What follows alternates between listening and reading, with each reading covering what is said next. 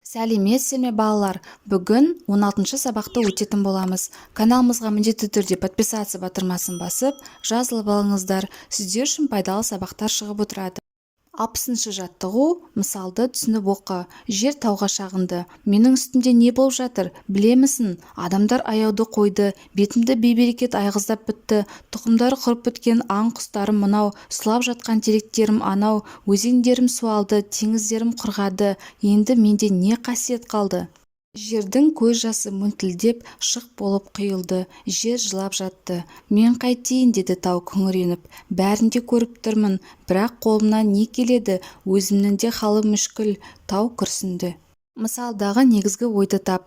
Автор осы мысал арқылы не айтқысы келеді? Мысалдағы негізгі ой табиғатты қорғау басты мәселеге айналып тұрғандығын назарға алуды бейнелеген. Қарамен жазылған сөздерді басқа сөзбен алмастырып көр. Қарамен жазылған шағынды сөзі мұңын айтты, шағымданды, мазалаған ойын жеткізді. Құрғады сөзі кепті, суы тартылып қалды, суы жойылды. Мысалды әрі қарай жалғастырып көр. Ол үшін тау сөзін жұбату сөзімен толықтыр. Үшінші кейіпкерді адамды әңгімеге қосып, ол туралы айтылатын ой бөлігінде кешірім сұрау сөздерін қолдан. Құраған ой бөлігінді дәптерге жаз. Маған да адамдардан келіп жатырған зиян өлшеусіз. Табиғаттың таза ауасымен тыныстаймыз деп келіп, барлық қоқыстарын, қалдықтарын шашып кетеді. Бұлай жалғаса берсе, жақсы болмас деп тау сөзін аяқтады.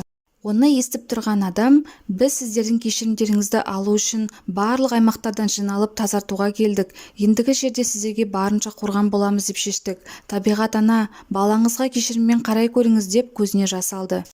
61-ші жаттығу: мәтінге ат қой. Ағасы Мирас пен Әлімге алма үлестірді. Мирас: рахмет. Ағасы: оқасы жоқ. Ал Әлім үндемеген қалпында тұра берді. Мирас: Әлім, сен неге рахмет айтпайсың? Әлім: ағам оқасы жоқ деді ғой.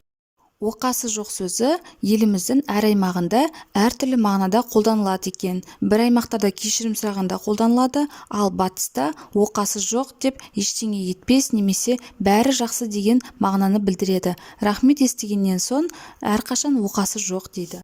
Әлімнің айтқанына келісесің бе? Келіспесең, өз пікіріңді төмендегі сөздермен баста және аяқта. Кешіріңіздер, мен Әліммен келіспеймін. Өйткені әр адам өзіне қамқорлық көрсетсе, жақсылық жасаса, алғыс айтуға міндетті. Ол әдептіліктің белгісі. 62-ші жаттығу: журналист 3-ші сынып оқушыларынан әдептілік туралы сұхбат алды. Балалар төмендегідей пікірлер білдірді. Сәкен: адамның әдептілігі асықпай анық, әдемі сөйлеген сөзінен көрінеді. Марғұлан: әдептілік менің ойымша әдепті қылықтар мен әдеттер, үлкендерге жол немесе орын беру. Әсел: әдептілік бұл сиқырлы сөздер. Оған мархабат, кешір, рахмет сөздер жатады. Назира: ең бастысы бір-бірімізге жылы көзқараспен, әдепті қимылмен күлімсіреп қарау, сөйлеушінің көзіне, бет құбылысына мұқият назар аудару әдептіліктің негізгі белгілері. Маржан: әдептілік меніңше кез келген жақсы іс-әрекет, кішілерге қамқор болу, үлкендерге көмектесу. Қай жауап саған көбірек ұнады? Дәлелде. Маржанның сөзі ұнады. Яғни кез келген жақсы іс-әрекет, кішілерге қамқор болу, үлкендерге көмектесу. Сен де сұхбатқа қосылып, өз жауабыңды жазбаша білдір. Әдептілік тек жасы кішілерге ғана тән қасиет емес. Үлкендер де жасы кішіні сыйлауға міндетті. Ізгілікті, әдепті болуды әр адам өз отбасынан бастау керек. 63-ші жаттығу: өз әдептілік деңгейіңді тест тапсырмасын орындау арқылы бағала. Сұраққа я, не, кейде, не, жоқ деп жауап бер. Көршілермен үнемі амандасасың ба? Иә. Тамақ ішіп болғаннан кейін анаңа алғысыңды білдіресің бе? Иә. Сабаққа кешіккен жағдайда мұғалімнен кешірім сұрайсың ба? Иә. Абайсызда біреуді қағып кетсең, сен одан кешірім сұрайсың ба? Иә. Қиын есепті шығаруға көмектескен үлкендерге рахмет айтасың ба? Иә. Бір нәрсеге келіспеген жағдайда даусыңды көтермей, бір қалыпты сөйлейсің бе? Кейде. 8-ші наурыз мерекесімен анаңды, әжеңді, әпкеңді құттықтайсың ба? Иә.